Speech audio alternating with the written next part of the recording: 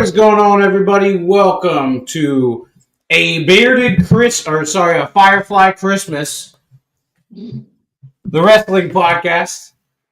I decided to go a little bit off the script here for that one. But today is December 22nd, 2024, the year of our Lord, the year of the dragon. We're almost done with the year of the dragon. The Ultimo Dragon. The Ultimo Dragon. The year of Bandito is Bandoodoo. And the year of... You gotta keep up the tradition, Sean. Oh, yeah. I got mine open. I had mine open. I got H2O, so I'm good. Sorry. I got this. I got the monster, the Rio punch. I got an Alani orange kiss and some fucking water later. I got beer later on for my... Nice. You got whiskey for your men and beer for your horses? Right. What? But anyways, today is a very special episode of the Firefly podcast. It is our Christmas edition. Also, it's Championship Sunday. We're all wearing some of our championships. I got my undisputed championship with me.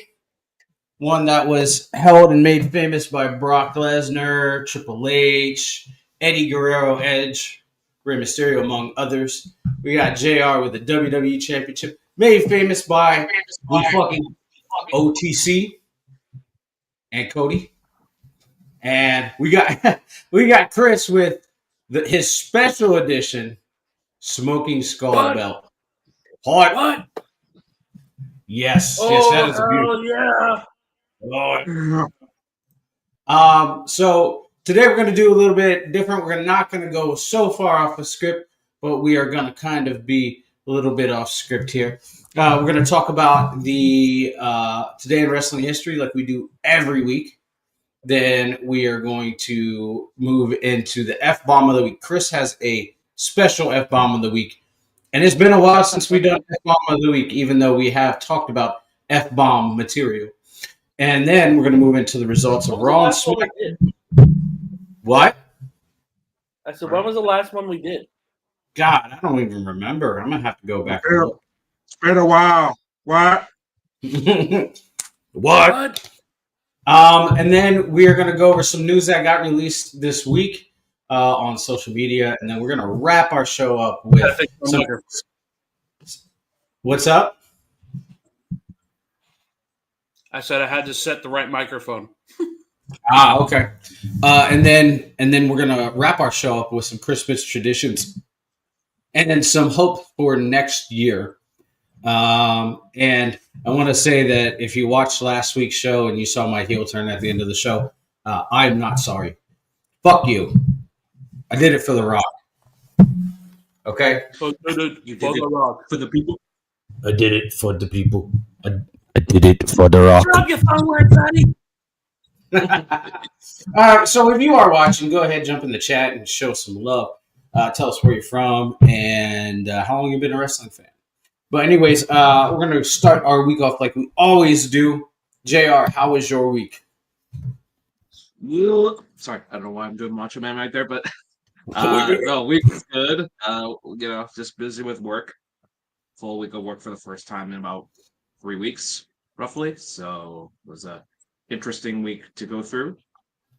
Nice. So yeah, it's cold as hell, as I told you before we got on. It's like minus 18 Celsius here right now at the moment here in Indiana. So we're freezing our nads off, but thankfully the heat is working here in the household.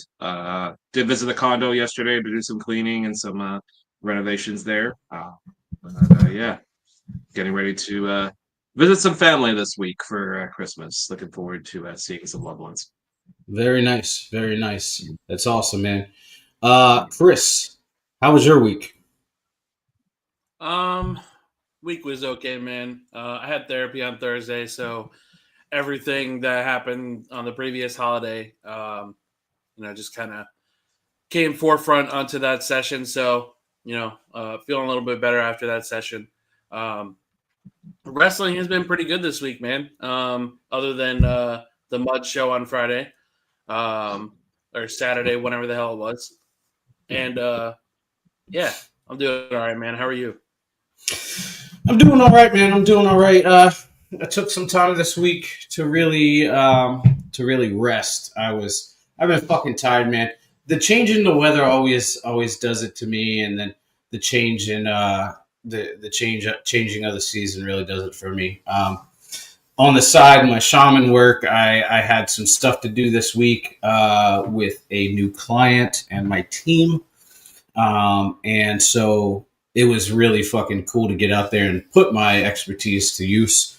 Um, and really just gearing up for Christmas. My daughter and her mom and stepdad are going to be in town the day after Christmas, spending up into New Year's with us.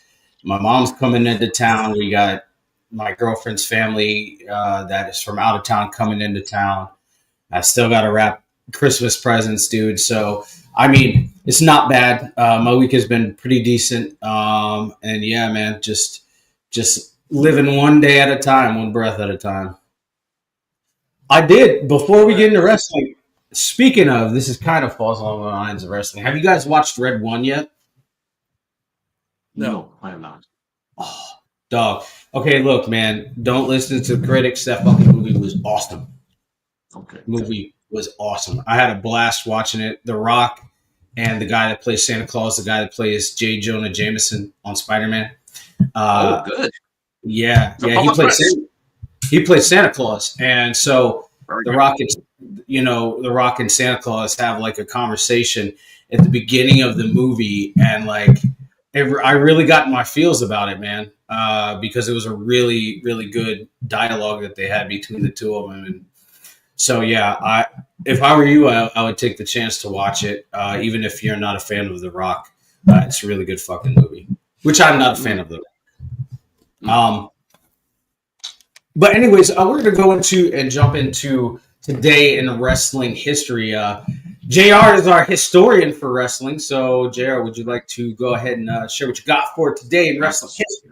Absolutely. So we're going to cover today, of course, and because we're obviously in the holiday season, we're also going to cover Christmas Day because there has been some stuff that has happened on Christmas Day. So let's get to it here. December 22nd. We'll start in 1997, just 6 days before the biggest pay-per-view in their history, which happened to be Starrcade that year. WCW decided it would be a good idea to spend first half an hour of Monday Nitro watching the NWO change the WCW set to an NWO themed one. The experiment to see if the NWO could sustain their own program resulted in losing 25% of their audience in the first half of the show. So there you go. Brilliant. Brilliant. That's enough said there. In 1998, on Raw's War in Chattanooga, Tennessee, Raven defeated Steve Blackman, the Lethal Weapon, to capture the Hardcore Championship. 2008 was taped in my hometown of Toronto, Canada. On the show, Maryse defeated Michelle McCool to win the WWE Divas Championship in a match with Maria as the special referee. Wow.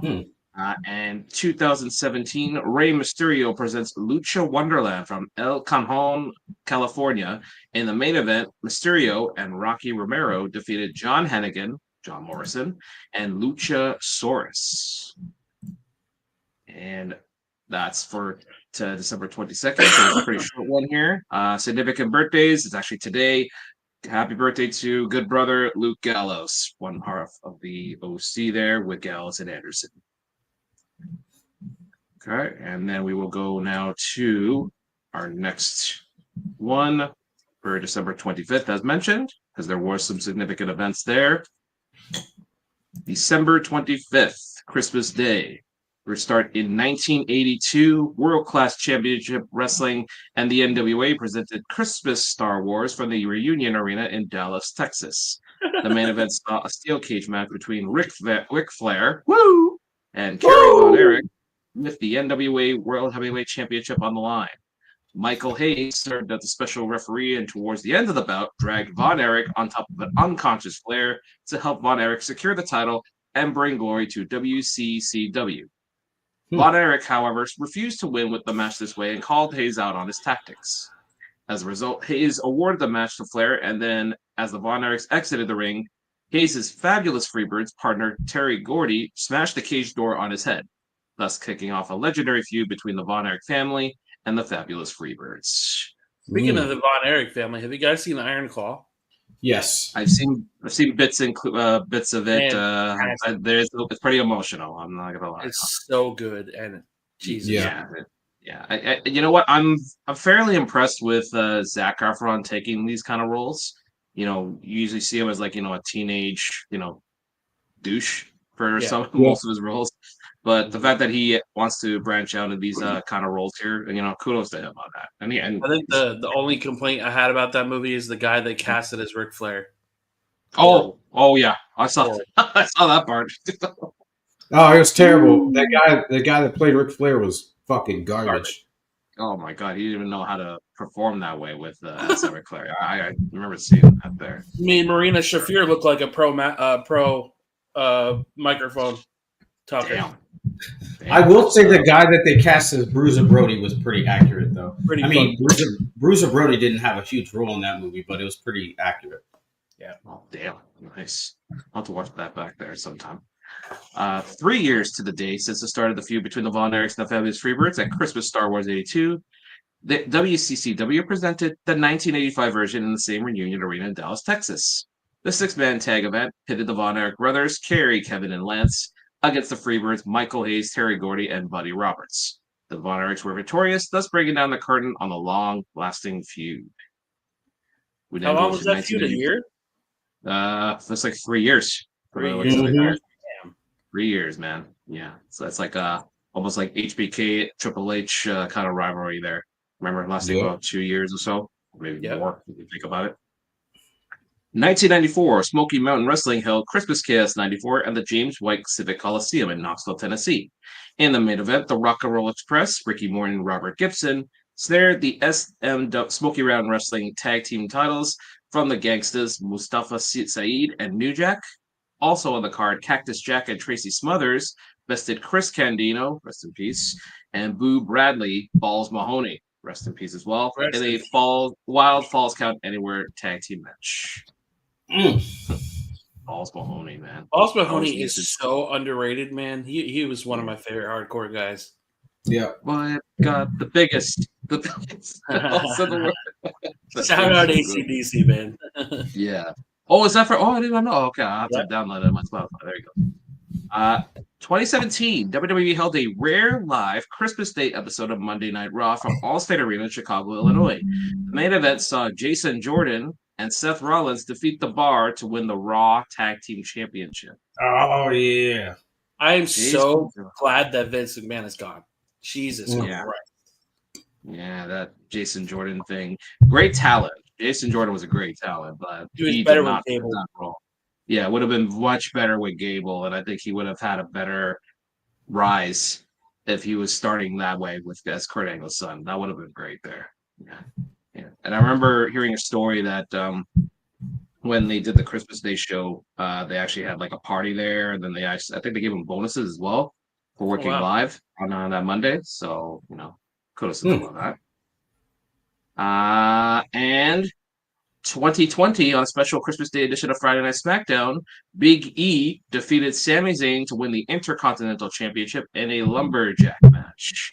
That was at the ever famous Thunderdome at Tropicana Field. Thunderdome. And notable birthdays: Miro, aka Rusev, 1985. Raka Khan, 1981. Raka Khan, if those don't remember, she was the in TNA for a bit.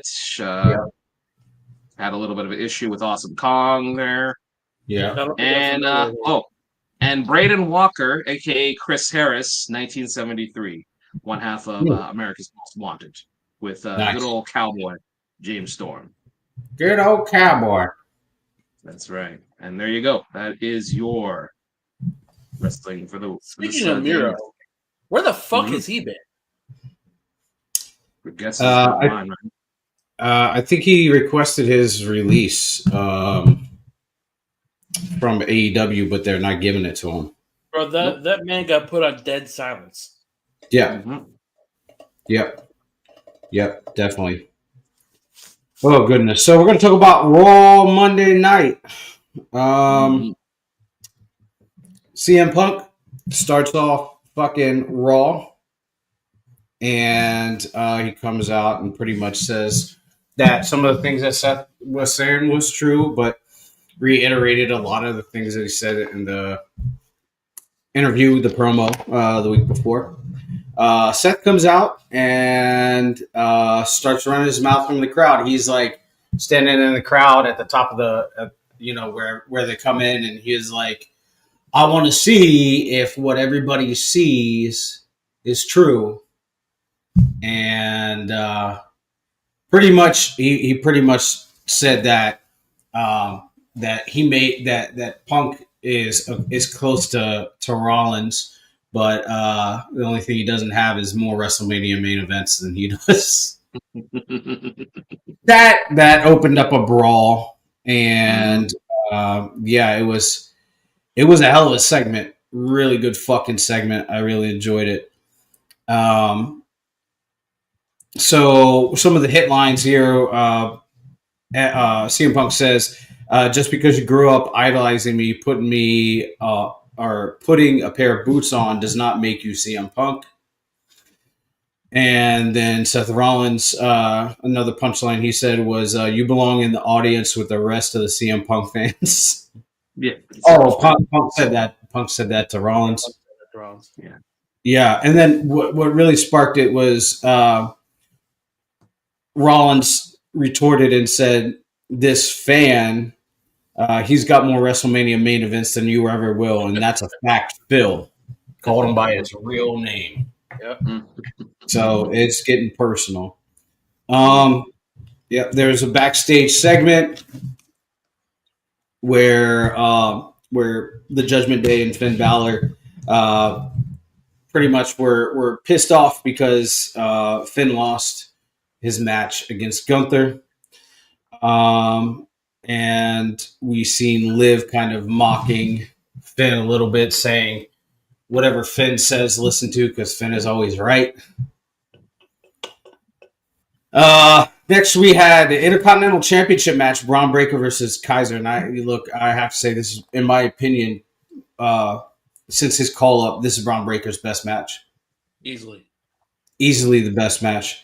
Fucking phenomenal match between the two of them. Next, we had New Day. We had a segment with New Day going in the back. They're going to go change in the locker room. Ray wouldn't let them in, and pretty much said, "Hey, look, we're not happy with what you did to E, and you're going to have to find somewhere else to change." And they went back out to the street to greet fans, and they were talking shit about fans. It was so good. Yeah. So then we had a Liv Morgan promo, and she was also hyping up the Raquel's match that she was going into. And so we seen Raquel Rodriguez, Zoe Stark, and Kaden Carter in the semifinals for the Women's Intercontinental Championship. Surprise here, Zoe Stark picked up the win. I didn't think she was going to. I'm not too surprised because you had to have, it wasn't going to be Caden, because I think you had to have a heel go up against Dakota. That's the case here, and especially with what happened later on, it made sense with the winner here. Yeah, that's a matchup here. One of the things that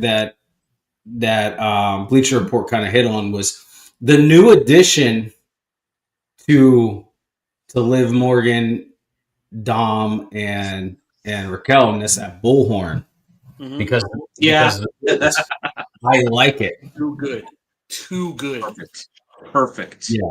Perfect. Yeah. Next, there was a backstage brawl between Drew McIntyre and Sami Zayn. When Jackie Redmond was trying to get a word with Seth Rollins. We also got another backstage bit between The Miz and Karrion Kross. He was trying to get rid of him. and or he was Cross trying. is so good at what he does, bro. Oh yeah, he was trying to get away from the Final Testament, and Final Testament or Karrion Cross said, "No, you're not It's going done when anywhere." I say it's done.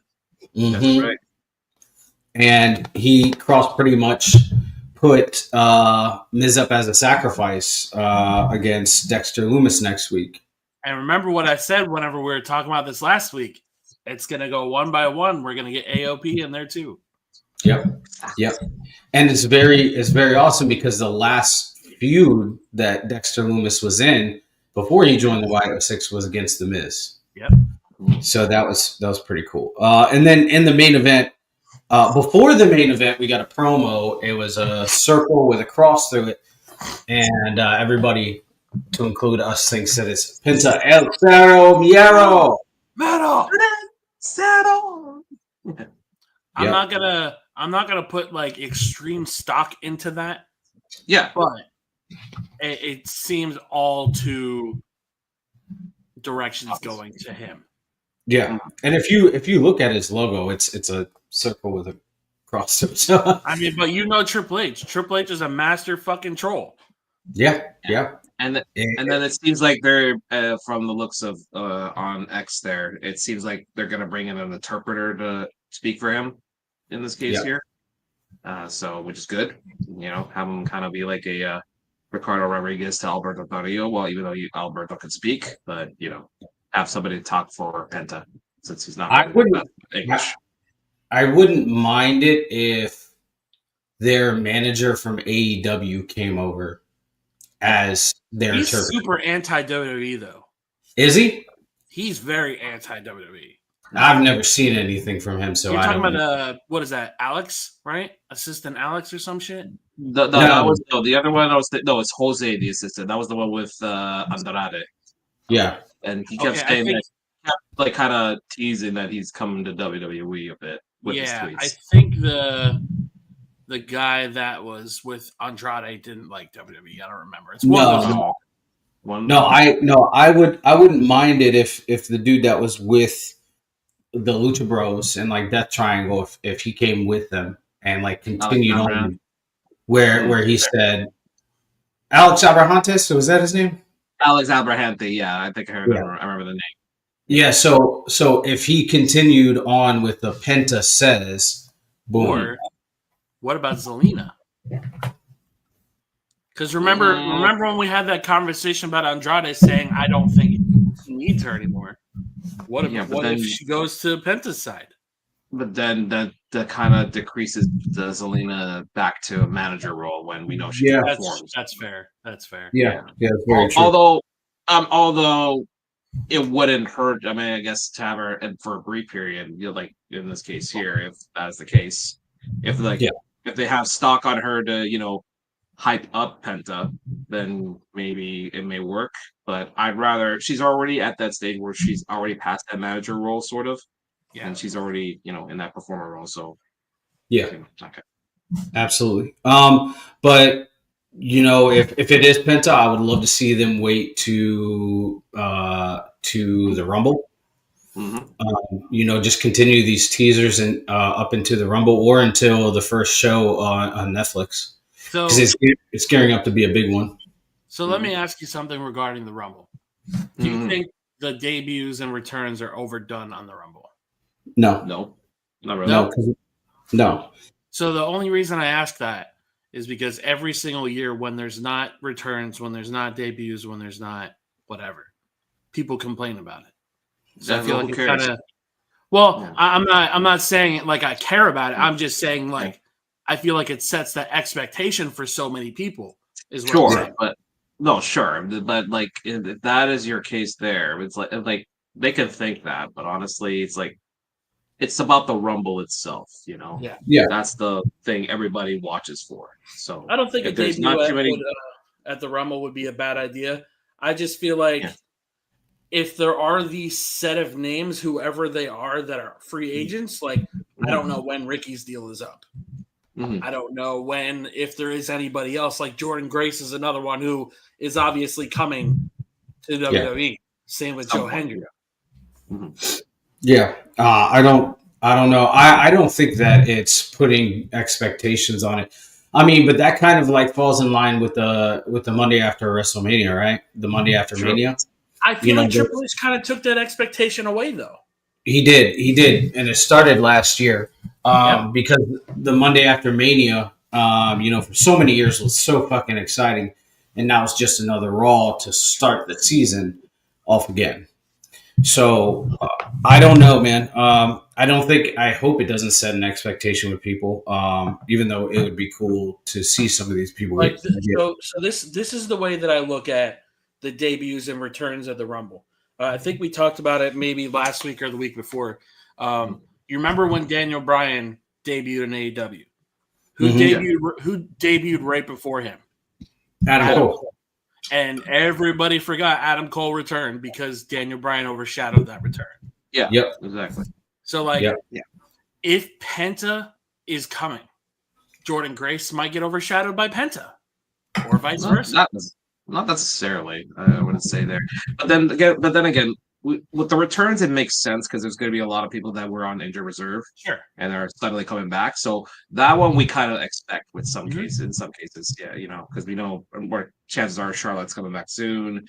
Chances are, what we already know, Shotzi's back already, and then Asuka's pending or returning. Well, we don't know at this point because she had a Becky. very serious injury. Becky, So right? Becky, yeah, well, Becky wasn't an injury, but she's more or less, I would say, she's already re-signed. It's just now she's got a lot more side projects, which is great, good for her, and Yeah. all. But yeah, I don't think it would overshadow it, honestly. They highlighted her debut last year, and then they also highlighted several people from in last year's men's Royal Rumble as well. So it's not, they don't get really overshadowed. It's just That's they get fair. put in that highlight. They just get put in that highlight saying, "Oh, big returns, so and so and so." Right. Yeah. I just I think the only thing I just worry about is if like there's a bigger name that is in the Rumble or a bigger name that comes back said night and Penta's not. I don't think he would be lost in the shuffle. I don't think Triple H will be that stupid with him. But I just worry that if it was a Rumble return, I mean a Rumble debut opposed to like the Netflix Raw, which I'm not against that either.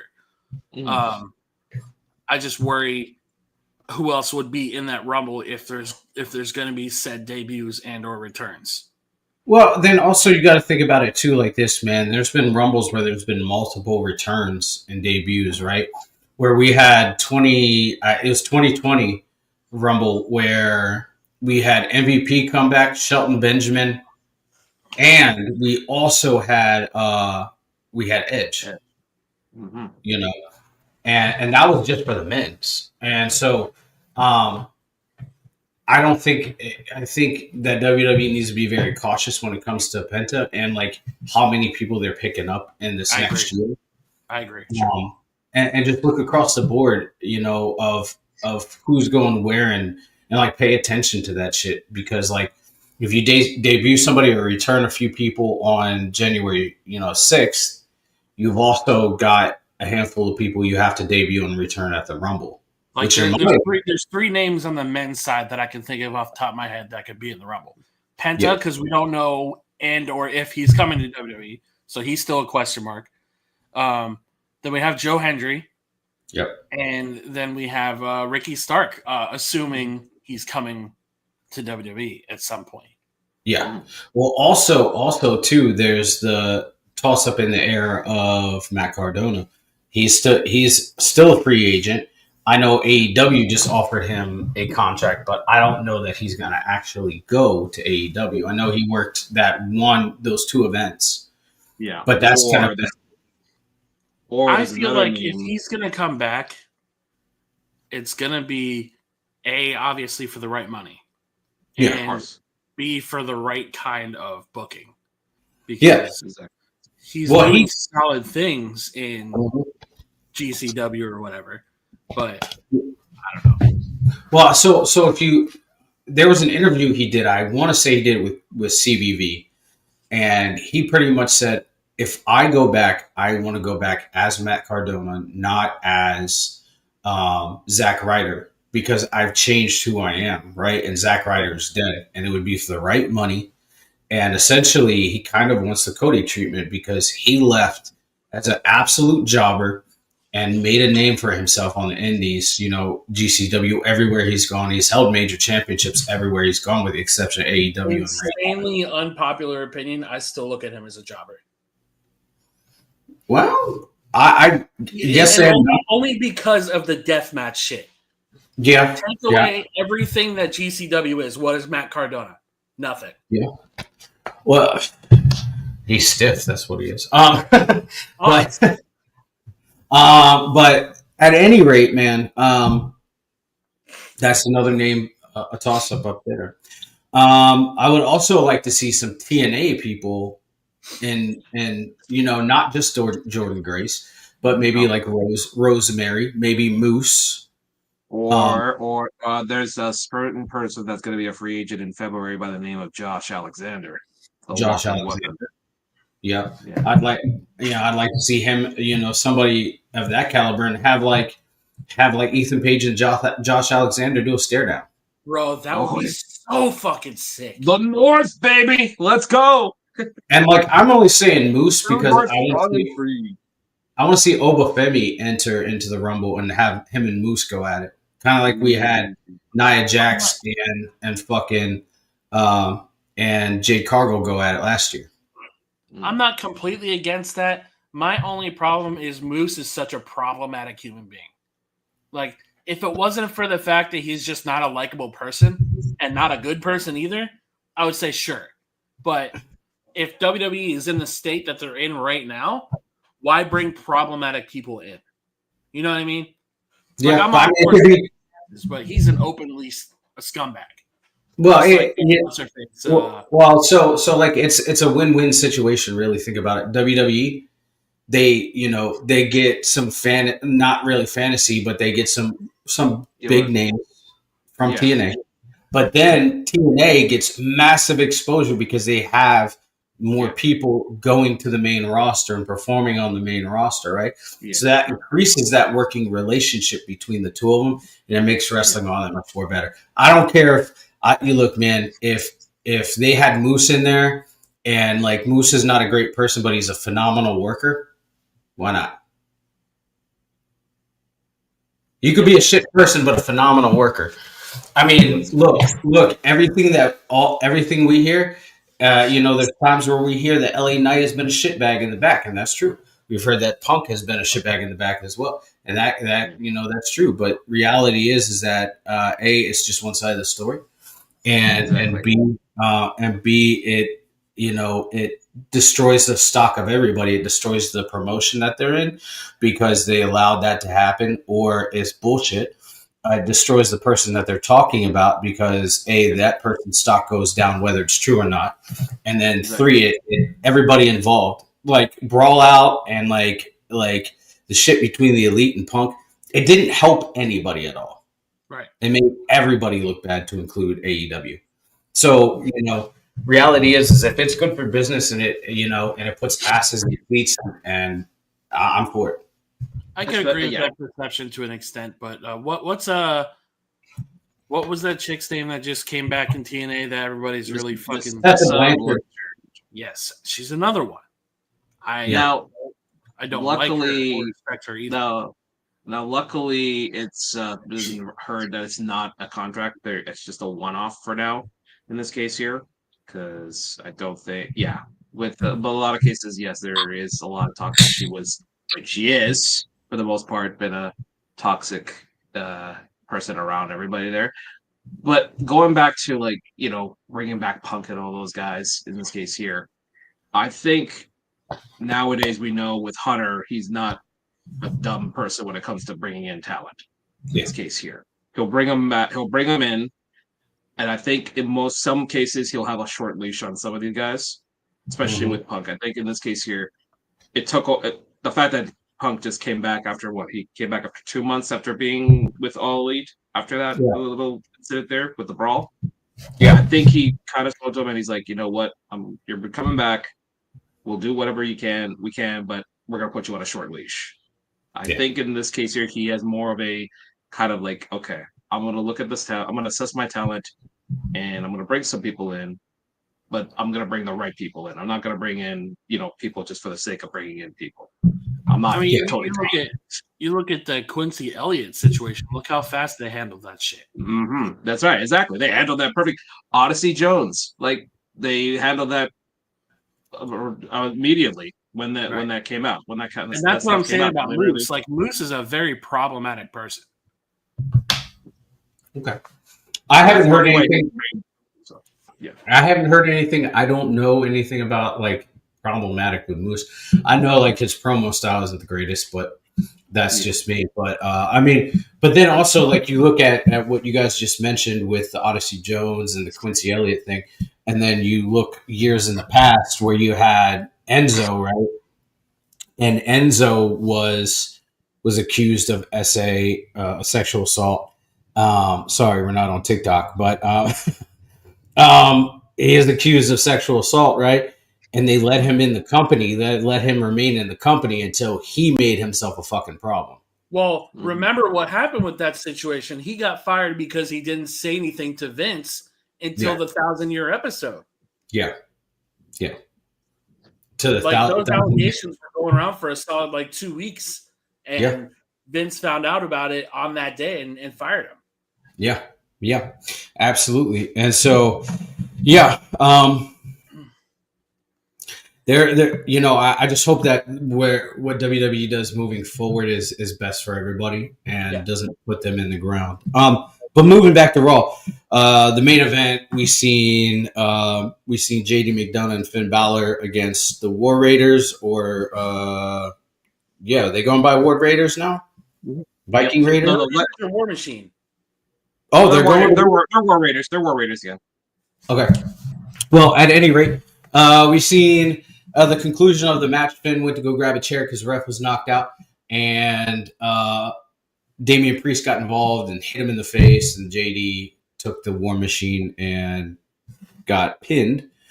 So we have new tag team champions, and I'm happy about that. Finally. Yeah. So overall, Raw was not bad. It was pretty decent. Pretty solid. Yeah, pretty solid. I Yes. I wouldn't say it was the best of the year, but it wasn't necessarily the worst either. Before we move on to NXT and SmackDown, Chris, what is your F-bomb of the week? Oh, hold on. We've got something. Yeah, Bert. Muted somewhere. Let me add something on the F-bomb of the week before he comes in here. So, Ricochet. Or Trevor. Sorry. Let's call him Trevor. Trevor. Yeah. Toilet paper being thrown into the crowd, and also him trying to be a tough guy. You saw the memes that I posted. So the fact that he's trying to be the so-called leader of AEW, or the reason why he's watching, and he's being as cringeworthy as possible, is something to laugh about, and it's kind of finding out the reason why he was held back for such a long time. And we realized that, you know what, both you can hate to admit it, but both Vince and Hunter were right. They don't put him on a mic for a reason. Are you talking about Ricochet? Oh my! We're talking Trevor. We're talking about Trevor here. Yes. Oh my God! You need to take his Twitter account away too, because that man is getting owned left and right. Did you guys see the clip of Hammerstein throwing the fucking toilet paper at him? Yeah. That's what I was just saying. I was just mentioning that, and then it came back to a clip where he was in a ring with Carmelo Hayes, and he goes, "Hey, look, Trick! He's got a microphone. He's afraid to use it." Yeah, so Jesus. Yeah, that's so. Before you were on mute there, I just said that's my F-bomb. There is freaking Mr. Trevor, aka Samantha's cuck husband, or Good whatever. Lord.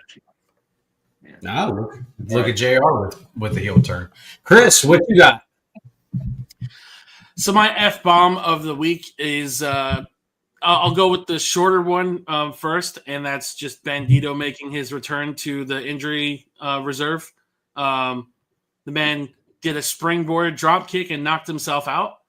I don't understand why every wrestling promotion, and I'm going to include WWE in this conversation, feels the need to do springboard moves when they return from an injury. Like, I would say, okay, if you're warmed up enough, like you're wrestling for weeks and you're fine. Not when you just come back cleared after an injury. This man straight up drop kicked and tried to back bump and smacked his head so hard on the mat, he didn't know where the fuck he was. And then he kicked Big Bill right in the dick. So there was that too.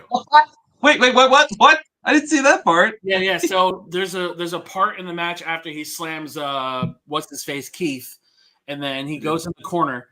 Big Bill goes to splash him and he kicks him straight in the dick. Like it was supposed to hit him in the stomach, and Big Bill came too fast, and kicked him in the dick. Dude, what? Yeah. Did the ref call the match? No. Oh, of course they did. It was after the Jericho Cardona match. Or during, I don't know. But my main F-bomb of the week, man. We gotta talk about the fall of this man and how fucking embarrassing he is. MJF is the biggest piece of human dog shit I have ever seen as a talent in my entire life. This man's not even 30 yet. And he makes some of the worst wrestlers that have been in the industry for 30 years look good. Like, his promos are all the same. His ring work is dog shit. Everything, he has no presence anymore. And I'm gonna stand on this opinion. I don't think there was ever a bid war, ever. Not once. No. Not fucking once. I think he reached out to Triple H. I don't think the other way around. Yeah. No. And that tattoo that he got, that awful, garbage, disgusting-looking tattoo he got, tells me more than I need to know about him as a person. I'll add to that, man. Like I think it was you that put it in the chat. You said the fact that he put in, that the basis of his character during 2023 was the bidding war of 2024, right? That was all to his character. That was it, right? And I enjoyed before that. What was it the year before that? Vince McMahon. Yeah, Vince McMahon. I enjoyed his work with Punk because it was very personal. Because it's CM Punk. Yeah, that one was fun. That was fun. Yeah. Yeah. I like that work. I like the work that he did with Cody because it's Cody. But that's about it, man. His shit with Jericho. I lost all faith in anything he does when he went after Pillman's family. Yeah. I don't respect that shit. I hate anything when they go after dead family members. Yeah. I mean, to an extent, I do. Right? Okay. Let me correct myself here. There was a Dark Side of the Ring episode on Brian Pillman. Yeah. That is the reason I fucking hate MJF, for that reason. Yep. Because they use that episode to promote AEW after the fact. So fuck Dark Side of the Ring, first of all. And fuck MJF for going after Pillman's whole family. I don't care who was okay with it. That whole entire feud, if you want to even call it that, was a joke. I think for me, like when he did that with Pillman, and then he called his Brian Pillman Jr.'s mom Methany or whatever the fuck it is. I mean, if it was a joke, cool, but I mean, reality is that there's shit that you just don't say to people, and AEW Tony Khan has no balls to be like, this is not okay, right? And we've seen it with Christian Cage. And they've kicked that Christian Cage character into the ground. They're kicking a dead horse at this point. Yeah. If it honestly should have stopped with Nick Wayne. Yeah. Like it should have stopped there, but it hasn't. It should have stopped far before that. Yeah. I mean, it should have stopped long before that, but it should. But if it was going to stop anywhere, it should have stopped with Nick Wayne, but it didn't. And then if we're looking at it, the shots that people take at Darby for his uncle dying in a fucking drunk driving accident, that's just not cool. And then look at the promo he just cut on Adam Cole last night. Oh, the dentist is no longer seeing you. What are you, fucking 7? Right. You're talking about a fucking breakup on national television? What the fuck is this? Amateur Yeah. hour? Right. So yeah, I mean, it's to a point now where like I can't even stomach watching shit on YouTube and anything involving AEW because it's just it's fucking stupid. It's dumb. And then going back to like watch it and be like, I really like this. Like, what the fuck? Like, it's just it's not enjoyable. So yeah. Anyways, we are going to move on to NXT. Chris, JR, take over. Thank you. Let's get to the good stuff here. Please. Please and thank you. Yes. Oh, you want me to go? Oh, okay. Oh, All my right. bad. I didn't know if you wanted me to cover or if you want to cover. No, I'll cover. I'm covering SmackDown as always. Okay. So yeah, you got NXT. That's you. Let me So go right grab the card here. Yep. I thought this week's show was pretty good. NXT results. What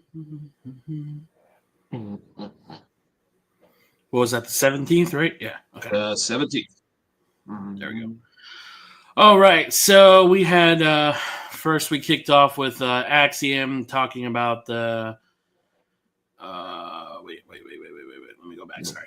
Yeah, we had Axiom start talking about Oba Femi before the match between Axiom and Oba. Poor Axiom got fucking annihilated. Of course. Yeah.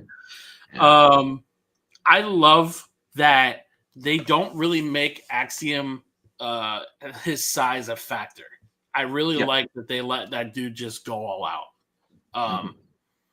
I thought it was a decent match for what it was. We all knew Oba was going to kill him. Then we had a backstage segment. House of Glory and Ring of Honor. Ring of Honor did not have a banger show. Ring of Honor sucks, asshole. Anyway. Then we had an interview backstage with Eddie Thorpe talking about him cheating to get his title shot.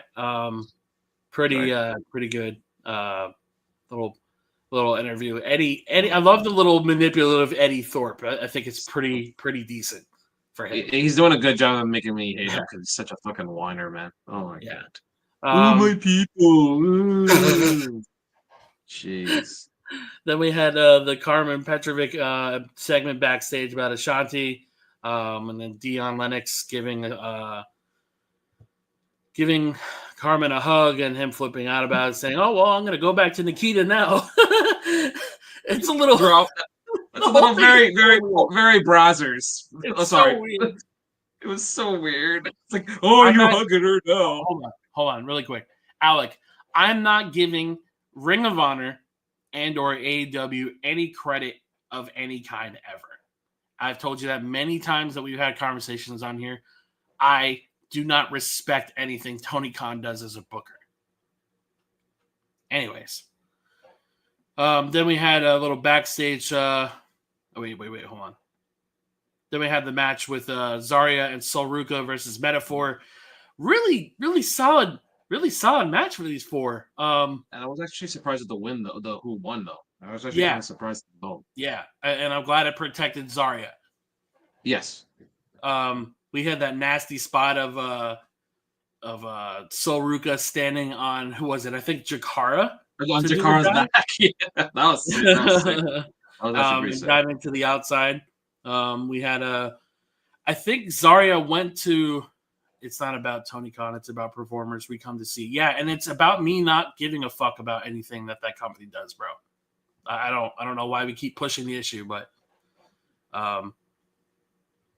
anyway, of course, we had Metaphor win that match. Yeah. Another, god damn it. The stupid site that I use always puts up ads and always throws me out of the site when I'm reading. It's so annoying. Okay. Metaphor picked up the win. Then we had Tyreek and Tyson saying that he's tired of playing nice with everyone in WWE or in NXT.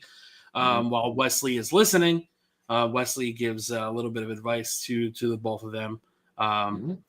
I'm curious to see what the plan is with Wesley here because I kind of feel like he's, I don't want to say lost in the shuffle, but he's just there. Well, Like for he's not now, taking wins and he's not yeah, a yeah. believable heel. Well, I mean, we'll see. I mean, it seems like he's starting something with those two guys there. Yeah, So yeah. at least And that's that might something. be the plan going forward for sure. Yeah, which is fine. It's no problem there. He did pick up a win on main event this week against Charisma Vacuum there, Dion. So just as a heads up there. So, yeah. I mean, they have something for West. I mean, they obviously would not have kept him there if it wasn't for a reason, and they need that heel there. So right now, Yeah. So, yeah. Then we had Jada Parker against Ren Sinclair. Another banger ass match by the ladies. Super respectfully bakery match. I am continuously impressed by Ren Sinclair and her ability. I think she is going to have a big year next year. At least I hope she does. But Jada Parker, man, I don't think anybody on that roster outside of Stephanie and Julia are on that level that she's on. Like she is well-rounded. Like no pun intended to the bakery, but she's very respectfully. She's very well-rounded and she's a very, very good competitor. I wonder. It makes me wonder when they're going to run back her and Lola for the rubber match. They will. Yeah, I'm sure it's going to happen. Then we had a backstage segment with Gigi, Tatum, and Shotzi. Then the Unholy Union makes a return on TV. And if you would stop scrolling down, that would be wonderful. Thank you. Why are you playing games with me? They said they're gonna. There says that Fatal Influence is giving Turmoil more than Unity. Right. Coming out of the commercial, we had a little package with Roxanne and Julia. It seems like WWE is doing a very good job of making sure that everybody knows that Julia is the next big signing, or is the next big thing that they have signed. And also, side note that I pointed this out. They also, when they showed all the champions, they showed Mandy Rose for the first time in a long time, which begs the question: maybe some bridges are being built between the two. Like I in this case here, but it's good that they honored her. It could also just be giving her flowers. Well, of course, yeah, because she was a big part of that NXT 2.0, man. Yeah. Because it seems like Triple H isn't one of those I'm going to throw shade on people because they left WWE thing. Exactly. Because we had, who was it? It was either Xavier or Kofi brought up Edge's neck injury. And they didn't do what Vince does, and that's erase the fact that somebody was in a company. Because look, they even showed Ricochet on TV with the Braun Breaker stuff. Oh yeah, that's it. Yeah, they did. They're not petty and all that, and they keep showing Chris Jericho all the time. So it's like they're not petty at all. Yeah. But with the Julia Perez thing, I think it's important to note that I know a lot of people have the belief that Stephanie is the better of the two, but I think they have yet to let Julia unleash into her potential. Yeah, and remember what I said. She is the only one out of the three that has gotten an actual WWE theme produced for her. Right. In this case here, the other two have stock music for their intros right now at the moment. That shows you how much focus they have, how much they highly sought it. They gave Julia that in the crowd, oh, it's Julia thing there. Right. That means they're hyping her up for a reason. Right. And the way that they hyped it up there, it seems like that's going to be the main event at New Year's Eve. It's upcoming. And I think when Julia does become champion, I think whoever her first opponent is, assuming it's going to be Stephanie or it's going to be somebody that has been involved in this little storyline, maybe Cora, which I hope not. No, don't say that, man. I think they're going to finally let Julia show the roster what she can do. Because we saw a little bit of it with Red. We saw her just kind of like, oh, well, you think you're good because you can do all these things with Stephanie. No. And she put her on the ground a couple times. I'm like, damn, Stephanie's got that. Julia's got that dog in her. Then we had the Axiom versus Gallus match. Of course, Axiom won. Poor Axiom. Oh, like the Axiom entrance. He's like, oh. I don't know what the plan is with Gallus at this point. It seems like this is probably their last match before they Yeah. get called up. I think in this case If here, they get called up, I think they You will. They're already going to think get they called up. would? Remember, they've got already clout because they trained The Rock True. last year, so they True. should be coming up pretty soon. I mean, look at what's her name? Lainey had that training session with Charlotte. Charlotte Flair, yeah, exactly. So if someone endorses you like that, you know you're already up there, getting up there already. So Yeah. And then we had the Charlie Dempsey and we had Lexus King doing the little training montage backstage. Then, in my opinion, we had one of the best segments of the entire freaking year that was of great. Ethan Page and Javon Evans. I think Javon did pretty damn good for somebody who isn't on the mic very much. I know. And- I keep saying this kid's got it, man. Yeah. And, Ethan Page coming out and saying, he lost his smile. Pretty damn good. Pretty damn good. He wore the same outfit, too. Yep. He wore the same building. outfit and the same building. He said the same. Javon said a line that really stuck out to me. He's like, you said you went back to kiss your family and hug your family and, them celebrate you. He's like, not all of us can do that. I'm like, damn. Okay, we're letting Javon get real. Mm-hmm. In my honest opinion, I think Javon is one of those kids who is head and shoulders above a lot of veterans in terms of knowing who he is as a person and knowing how he wants to work. Because, we have this conversation a lot. You, me, and Sean have this conversation a lot when it comes to these flippy flop guys. A lot of them do the same shit and have no substance behind them. This kid had the foresight of throwing a title in between four competitors off the cuff for a title and got heavy praise for it by backstage. Yeah, he also, he screwed. It was a not a very good timely botch because it happens with Randy Orton, and he had the courtesy to say, "I'm sorry for screwing up there," and Randy's like, "No, it's okay. It happens." Yeah. And I think that was a really good endorsement by Randy for him because I don't think there's one person on the entire roster that thinks that kid is bad. Like, he is so good at what he does. He's very humble. He seems like a very humble kid, and he's taking advantage of the opportunity and the resources that he's given. Yeah. And you can see that this is his dream. He wants to be in WWE. It was always his dream. So, good on him there. And then good on him on the cell there with the chair shot there. And I was just going to say, that led to one of the craziest chair spots I think I've seen on television, probably since the Concerto came. Or the Kane HBK thing. Remember, he did the same thing with HBK. Yeah. Now that I think about it, shit around Javon Evans' head, stomped as hard as he could, and you just see this man spit blood all over the ring. Yeah. Master class by both guys. And again, Ethan Page is another complete competitor. Mm-hmm. Whatever plans that this company has for him, he is going to be at the top of that mountain sooner or later. Yeah, exactly. So you don't mind him being in NXT for a little while longer, maybe half a year before you bring him up in this case here, and then he's working with Javon, so obviously he's got something for him. So right, that's something to watch there. Then we had another little promo segment with Stephanie McCurr, and I think she's gonna kill Cora. Yeah, of course. Tits are good. Tits is gonna get exploded. Yeah, we know. Yeah.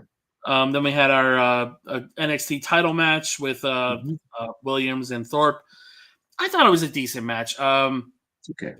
I think Eddie Thorpe is one of those guys that everything he does doesn't feel like it has substance behind it. He's good. and he was great in Japan when he was there. I just feel like he's still trying to understand the American style of wrestling, and you could just tell that Trick is just on a completely different level than he is. He's just great. Yeah. Then we had a pretty awesome end to the match where it was a double pinfall. Since there was no definitive winner, Ava claimed or called the match of Trick Williams retaining. Yep. He pushed HBK. Again, what are you doing, bro? Don't you push HBK, man. I so want HBK to super kick him, bro. I want it. He's so gonna bad. at some point. I need to see it. And then you'll have Eddie be like, "Oh, my ancestors are being disrespected again. It's just like my ancestor Tatanka." But very good match. I thought it was a pretty solid show. They got 700,000 viewers. I was very pleasantly surprised. I was pleasantly surprised. That's great to see. So yeah, great show though. Jonathan, hello, kind sir. I'm back. All right. I'm back. I'm just looking the private. I'm playing a little super card while you guys are talking. Nice super card. Yes, indeed. Okay. All right, I'm here for SmackDown. Let's do this. Let's do this. SmackDown. Before you cover that, Sean, look in the private chat. Okay, give me a second. Oh, I got it. It's no big deal. No big deal. All right, let's keep going. SmackDown once again from Hartford, Connecticut. As mentioned, they did the double taping last week to give the SmackDown crew some time off before they head back on the road. Starting on December 26th. So kudos to them. We started with Solo Sikoa. I'm just going to briefly go through it. Tribal Chief, blah, blah, blah. I'm going to fight for the Ufa Lufa on January 6th. You want a match. But then we had an unexpected entrance of Drew McIntyre. Drew Hitman McIntyre, as we're calling him nowadays. Basically he's torn about the fact that that he wants to go after Solo, but he says he's proud of him for basically standing up to him, and then he basically says that once I'm done with all of them and you're done with Roman, I'm coming after you. So a lot of blood still brewing in Drew there, trying to go after every member of the bloodline for costing him his moment there. He said, "I'm coming after you, sucker." What? He said, "I'm coming after you, sucker." Yeah, that's right. We're coming after you. Sucker. Oh, Hogan, we're coming for you. And then Jimmy Uso pulled McIntyre out of the ring there and was hitting it with the crutch. So good to see. Yeah, seems like Jimmy. Bro, he cracked him pretty damn good with that crutch too. He did, yeah. So it seems like Jimmy should be back on the roster there for after some rest and all that, because obviously we figured with all the injuries he was going to be the one that would come back faster because it's just a toe in this case here. He's going to be back on his feet in no time. Yeah, very much. Which then led to our first matchup, which was the 6-man tag between the Bloodline, LA Knight, and Andrade and Apollo Crews. So, like I said, it's good to see Apollo there in a match. Good. Yeah, you know what? It was a good, fun match. Good 6-man match there. Had a little interference from old Shinsuke there, attacking LA Knights. But then in the end, Apollo Crews got pinned there by Solo Sikoa. And the Bloodline win, of course, in that match. We then had Byron Saxton then on a backstage interview with the Motor City Machine Guns. Alex Shelley is going to go in a match with Johnny Gargano tonight. He says he only has one thing on his mind tonight, and that's getting payback on Gargano. They have known him for 20 years, and now he wants to show his true colors. He considered him like a true little brother, but he's going to learn that he made the biggest mistake of his life. And then he told Chris Sabin, "I'm going to do it myself." So Chris Sabin said, "Okay, no problem." So I am pleasantly surprised with how good the promo ability is from Motor City Machine Guns. Oh yeah, no, they do good promos. They do good promos. You should watch. They had good promo segments with old Beer Money there, James Storm and Bobby Roode, when they had a best of 7. So yeah, they literally had some good promos with those guys. They're good talkers, both of them are, Sabin and Shelley. We then had we had a review of Chelsea Green becoming the inaugural United States Women's Champion, and then she spoke with Byron Saxton, saying she's going to Disneyland for the after celebrating, which she did, and she held the title around there. We then had a recap of Kevin Owens, Cody Rhodes following the match, and then Tommaso Ciampa calls Alex Shelley dumb for requesting his grudge match. Johnny Gargano then says he's not going to let him question his manhood, but then he tells Ciampa to stay in the back, and so basically they will go one-on-one later. We then have Kevin Owens with the Winged Eagle belt in his shoulder there, and let me get my French accent again once again. What happened after Saturday night's main event was not my fault. There's a lot of people to blame for it. Cody Rhodes, the referees, Nick Aldis, WWE management, they're all to blame. I was screwed out of winning the championship. What happened to me was a travesty, a tragedy. I should be standing here, undisputed WWE champion, but I'm not. But I took this because I deserve it, and I'm not giving it back until I get what I want. Everyone needs to understand you can only push a man so much until they snap. But the good news is I haven't snapped yet. It can get all so much worse. Trust me. You don't want me to snap. So Cody, Nick, WWE officials, what happens next is all on you.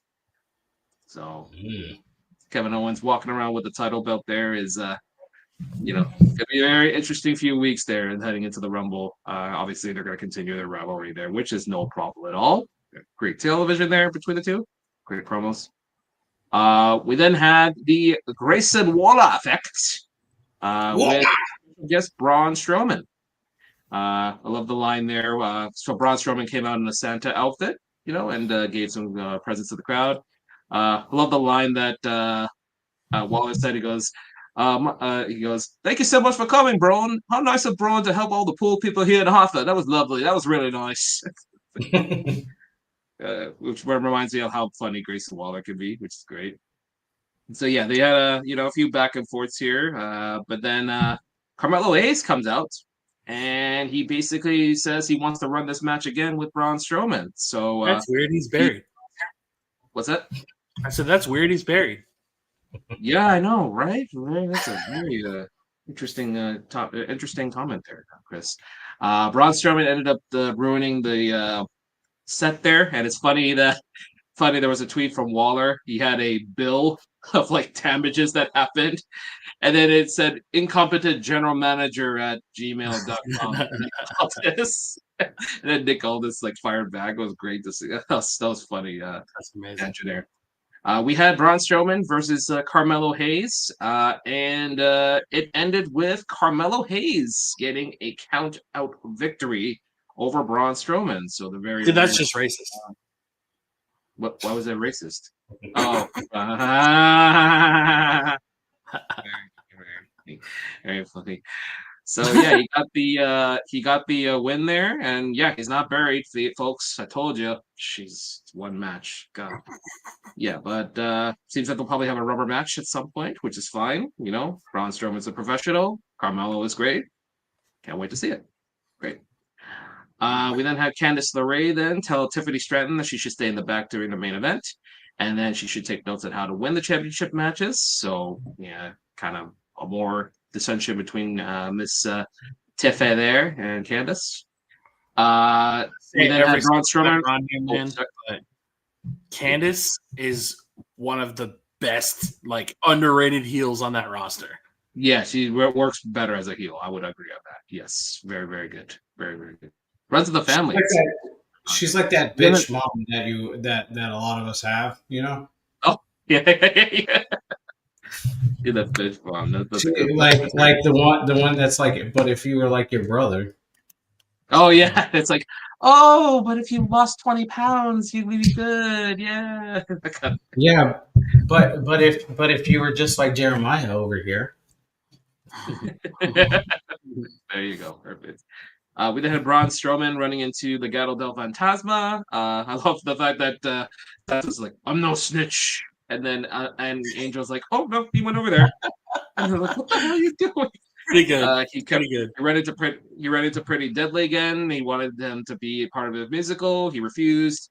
And then Carmelo Hayes hit him with a chair. So, like I said, it's obviously they are still working together, which is good to see. We then had our third matchup here of teacher versus student. First off, I gotta say this: Johnny Gargano's entrance there with that, as my friends call it, a shit-eating grin, and the hairstyle, and his like, you're like, I'm Johnny Gargano. It's like, oh, I want to say this, dude.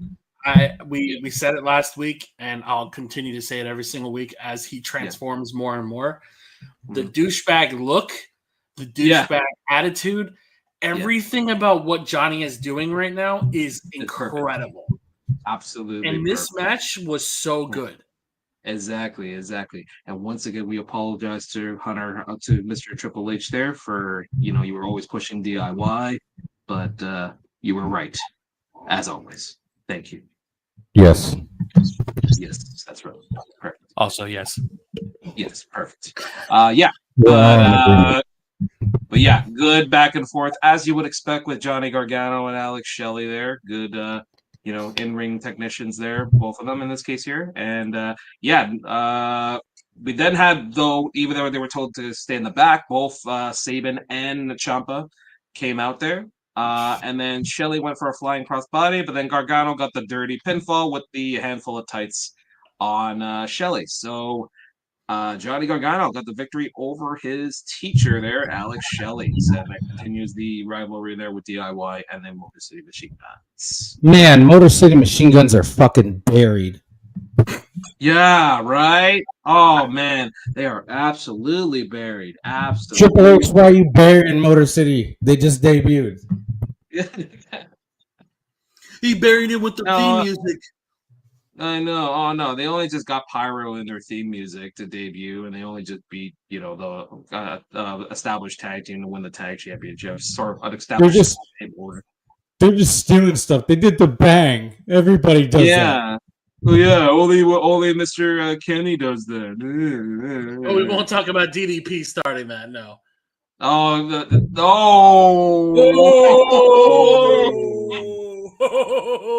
Wow. Hey, moving on. Pause. Move on. Respectfully, we had the main event there. The women's tag team champions of Bianca Belair and Naomi versus Nia Jax and Candice LeRae for the women's tag team championship. Yes. Yep. That's right. Good. As always, you got to be always impressed with Naomi and Bianca there. Just good stuff there. Naomi, that she was bleeding from the top there, which I'm kind of curious what happened there. Open? I didn't even see where that happened. Yeah, I'll have to double check how that happened there, but regardless, she was able to tough it out, of course, because in this case here, and Tiffany came out there trying to, with in this case here, but looks like there was a distraction there. And then Naomi got the split-legged moonsault and the victory. So now she is officially now recognized as a tag champion. So congratulations to Naomi. Finally has a championship after returning there. Well done. And that was the pre-taped SmackDown from Hartford, Connecticut. Nice. But anyways, we're gonna move on to some stuff that happened in the week. Over social media. We found out that John Cena in the year 2025 is going to be on a full schedule. That is great. That is absolutely fucking stellar. Yeah, we're gonna get full-time Cena. So I don't know if that starts off at the Rumble, if that starts off on Netflix. Good. As it should be. As it should be. Now, do you think he should go across all three shows, or what do you think? How do you think he should work? Brand exclusive. I think he should be brand exclusive. I agree with that. And if you want to market it the best, Cena on Netflix. Keep him on Raw. Keep him on Raw because Raw is going to be on Netflix. And let him fucking run with Raw. I mean, obviously not run Raw, like throw the championship on him right away. But I want to see him with the championship at some point. Whether it's I want to see him win the Rumble. Yeah, I would not be opposed to that. And Chris, you know that I used to have a dislike for Cena. And like that's me saying it. I would not mind Cena with the championship or winning the Rumble at all. The way that I look at his career right now, I will put him ahead of The Rock. I will put him ahead of Roman Reigns. I don't give a fuck about a title reign. Nobody stayed more consistent than John Cena did. Even in the worst years of that company, he stayed around when Rock and Austin were completely gone. And when Roman Reigns was floundering, Cena was still there. Cena He's was the foundation. up until what? 2015, 2016? Yeah. Something like that. Yeah, he's been the foundation of WWE for so long. Yeah. And that's what I'm saying, man. Like I said he was always overhated. I always said unless you give me a solid reason why you hate him, I don't listen. I won't entertain the conversation. Mm-hmm. Because Absolutely. every rumor that has gone out has been met with almost 3 times that of the opposite. For fuck's sake, he let what was the Funkadactyls guy? Brodus Clay. He let Brodus Clay have an entrance at WrestleMania. Like That's right. John Cena of all people. Yeah. Absolutely. And he's like one of the most unselfish workers too, right? Like, so I was watching an interview he was doing with Sam Roberts where Sam Roberts was like, okay, that year that Brock came back and Brock beat the streak and then he goes into that match with you and absolutely murders you. How did that look in the back? And he was like, I just accepted it. He's like, I knew that it was best for business.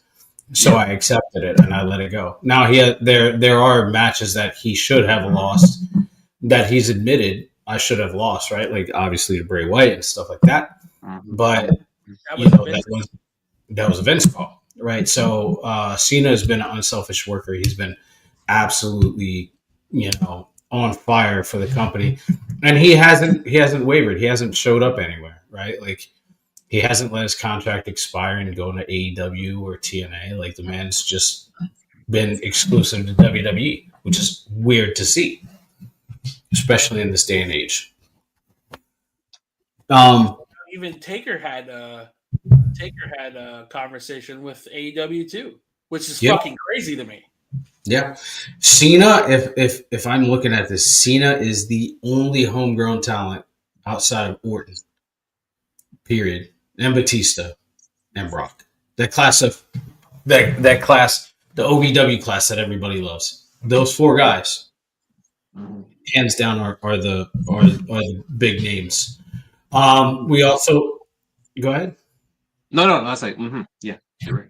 Okay, we also learned this week that when Raw moves to SmackDown, we've already known that it's going back to 3 hours, but SmackDown is going to go to 3 hours too. So that is very fucking good for SmackDown because people are kind of against it because they like the 2-hour format. And I said the way that I look at it is under Vince, I could see why the 3-hour shit got old because he put a lot of bullshit in those 3 hours. You look at Triple H. Look at when Triple H first took over to right now where a 2-hour show is. Mm-hmm. Everybody who is on that Netflix show right now has a story. Every single person has a story. Yeah. Vince wouldn't have had that. Vince would have had The Rock come back. He would have had Hogan come back. He would have had Taker come back for fuck's sake.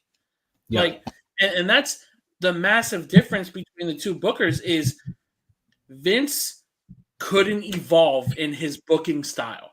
He couldn't look past the yes men people that were in his office saying, "Oh, well, I think you should bring back Bret Hart on this show because it makes no fucking sense, but why not?" Mr. McMahon. Triple H is one of those guys where I don't agree with how he does everything. Like for instance, the Grayson Waller and Theory situation, I think is fucking stupid. Yeah. But he has done a good job to let things boil in the background and people start talking about it again for it to blow up on TV. Yeah, dude. If it would have been Vince, Goldberg would have been back and been champion already, and Gunther would be Gunther, right? Gunther never would have touched the championship. Gunther wouldn't have been in the company. No, absolutely not. Remember his treatment on the Survivor Series? Yeah, they made him look like a bitch. Yeah, and what I what I do enjoy about Triple H is he's not relying on legends or people of legend status to be on the show and run the storylines, right? He's relying on these men and women that are day in and day out on the show, fucking building their own characters, building stock in themselves and in their constituents, dude. And like, yeah, I don't agree with everything that Triple H does, but the things that I do agree with him on far supersede what I disagree with him on. 100%. Yeah, and it's very with now SmackDown going to 3 hours. It's just pain. It's just sparks the question of how the rosters are being shaped up now. In this case here, we already know Strowman went to SmackDown. We already know now Logan Paul is now part of Raw, which is a great move in this case here with Logan Paul. So now it just comes to factor in who does the champion does Cody stay on SmackDown to carry that show, or does he, if in this case here, it would be a mistake for him to go on Raw and then switch Gunther to SmackDown in this case here? I think that would be a mistake, especially if you're shaking up the roster, right? Like, keep Cody on SmackDown, keep KO on SmackDown, keep Randy on SmackDown, keep Gunther on Raw, and whoever he's going to be facing next, keep them on Raw, and just switch over some of the other guys, right? Like, obviously, we're going to see Roman and probably the Bloodline switch, which is fine. Which I agree with. Keep them away from Cody. Yeah, absolutely. Keep them away from Cody. But then, do we put Drew with SmackDown with Jey Uso and all? That's the big question. That's another question. Yeah. Put Jey on SmackDown. Put Drew on SmackDown. Put Sammy on SmackDown. Because what's going to happen is after this focus of Cody and KO is over, KO is probably going to set his sights on Sammy.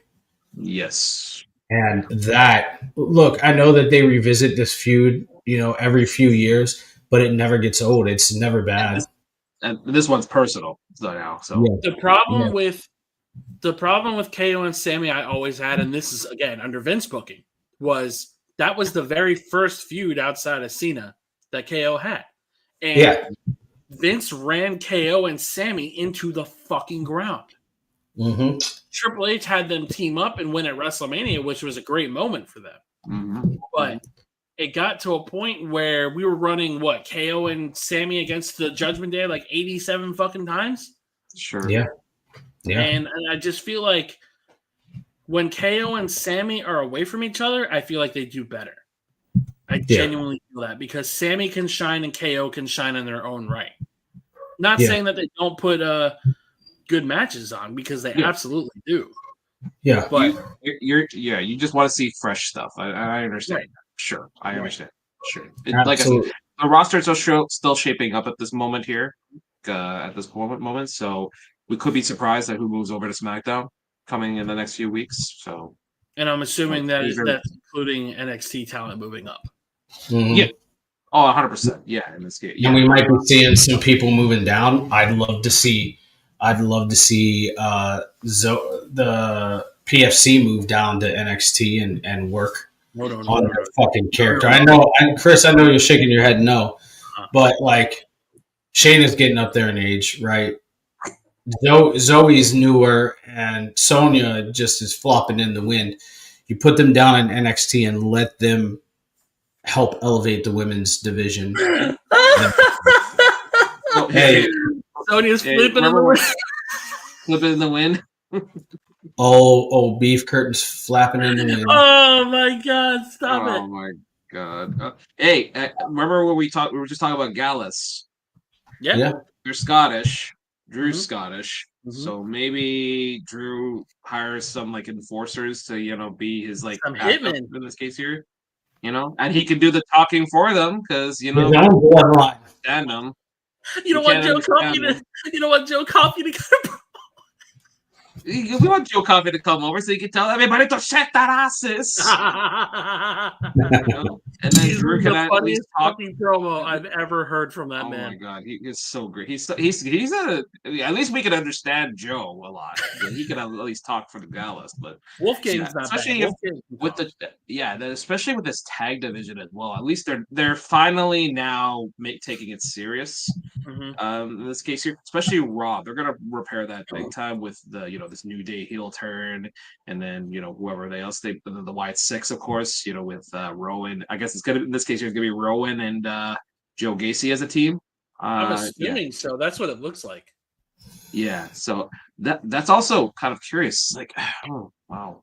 See, that's the best thing about this 3 hour show is that now more people get a chance to shine, more people get to Right. know a lot of this talent that we Yeah. have, and that's how you utilize a deep roster in this case here. Mhm. You give them Yeah. more time to showcase to the crowd and more time to get those promos in so that people will understand they'll absorb it and they'll be like, oh, okay, I want to see more of this next week. So Like the way that I look at it is with these 3 hour segments, we're not going to have to go on social media to follow a cross promo. We're not going to have to go to social media to Yeah. follow a Bo Dallas or whoever promo. Yeah.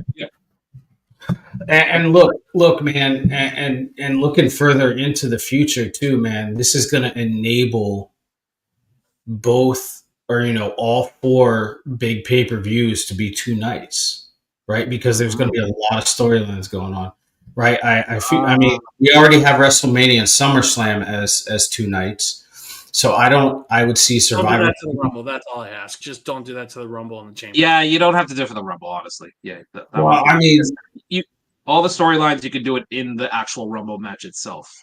yeah, but I mean, you could differentiate the nights, right? Like one night is Women's Rumble, the next night is Men's Rumble. You could do that, but I feel like you're kind of, I don't know. I'm not really crazy about the 2 night format going across the board. I think SummerSlam and WrestleMania makes sense. Yeah. Those two makes sense. Not Survivor Series and Royal you can keep as just one night. Well, I mean, Survivor. You could swing. I feel like you could swing Survivor Series because, like, the way that I look at the Survivor Series, if they were to do that 2 nights, right, is you could do one War Games match, just one, and then have a Survivor Series style matches on the first night. Okay. And then have the big title matches and the War Games match on the second night. Or you could do the War Games match the first night, and then the second night you do your traditional Survivor Series matches with some of the title matches, right? The bigger title matches, the main ones, right? The heavyweight championship and the undisputed championships, right? Yeah. Like on that night. Whereas you could have the tag team championships on the first night and the lower card on the first night. And even the second night could be like a bragging rights kind of deal where it's like Raw versus SmackDown, like your traditional Survivor. And with the women mid-card title now, I feel like we're at a point now where the 2 night pay-per-view is something that if they're pushing so hard, now they have a reason to do it. Yeah, absolutely. They basically revived the women's tag team titles. They have mid-card titles across the board on all three brands. They have mid-card titles on the men's, and they have main titles for everybody. So it's like the 2 night format works in the bigger shows, but I feel like we should stay away from the smaller shows like Chamber or Money in the Bank. Oh yeah, no, I don't do that. Oh no. Yeah, I don't. I would be happy if they did the main four, like the big four, as 2 nights. And I know, like Royal Rumble, it's kind of like you shouldn't do that. I feel like that's really dicey.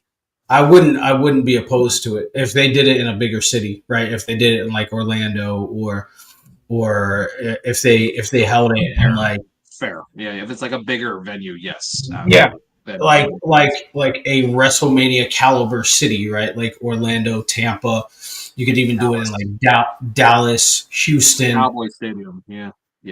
I mean, Vegas, San Francisco, like somewhere, anywhere that has like a WrestleMania caliber.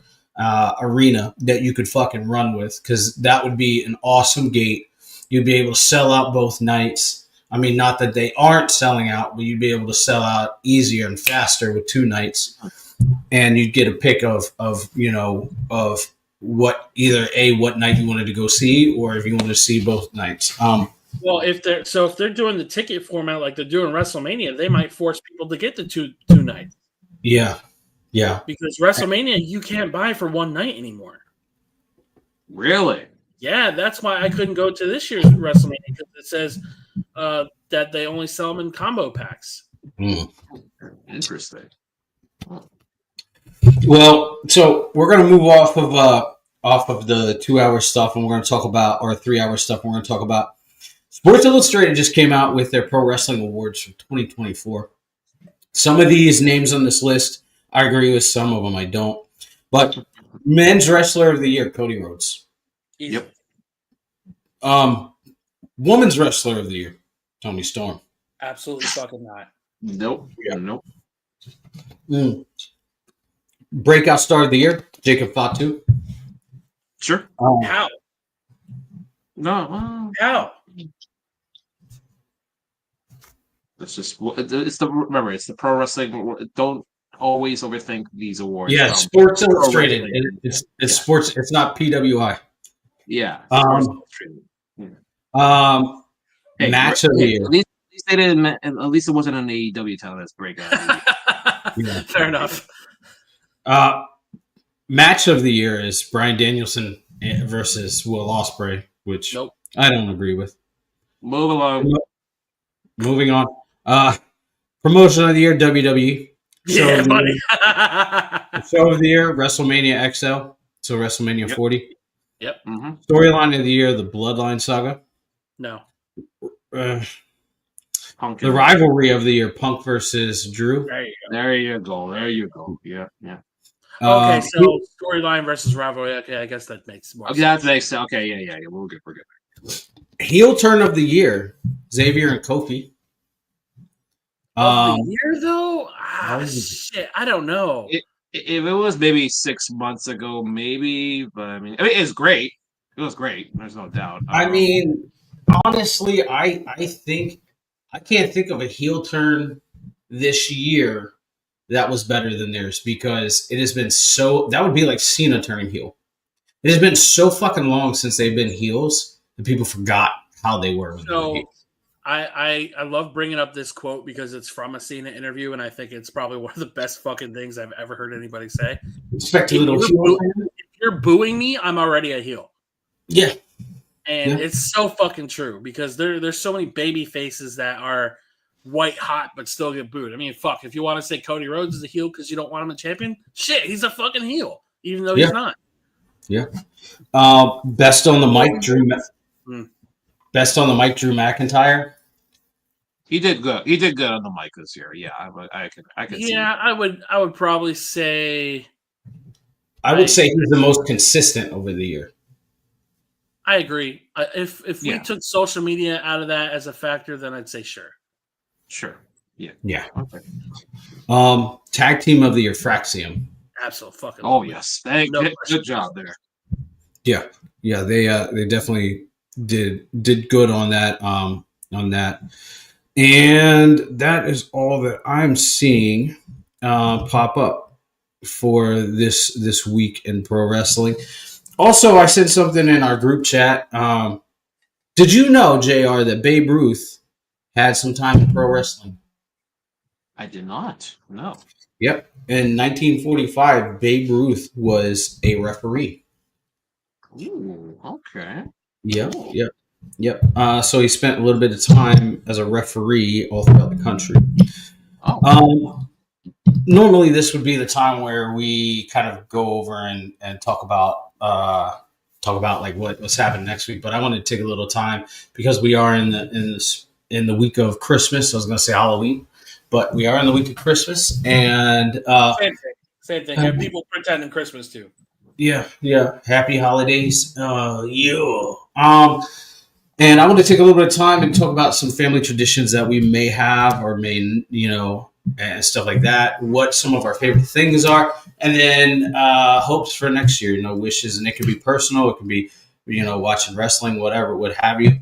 But this is about the time where we break down the walls and we show who we really are as human beings, and talk about some of the things that kind of matter to us. So I think the first thing that I want to ask you guys, what is your favorite family tradition that you guys have around this time of year?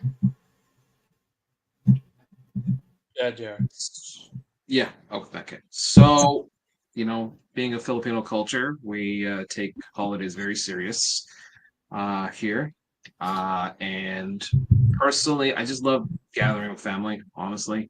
It's like the best thing, especially family I haven't seen in such a long time. Or, I talk with them on social media and all that on like mostly every time, or on like text, but to see them in person and just to give them a hug and just get a nice plate of food.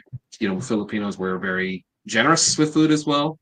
So you know, we're talking about what we call Filipino pancit, which is basically fried noodles with little soy sauce, some protein in there, and some veggies. We're talking a whole roasted pig known as lechon with some nice sauce there. You get the nice crispy skin. Beautiful. And then, yeah, you just eat heavy and then sing some karaoke at the end as long as you're awake from the food, which is we're notorious for pulling out.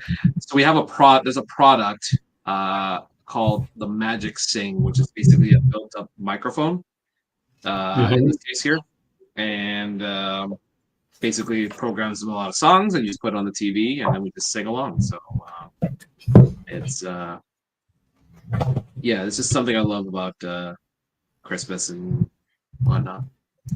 Awesome. What about you, Chris? Is my video down?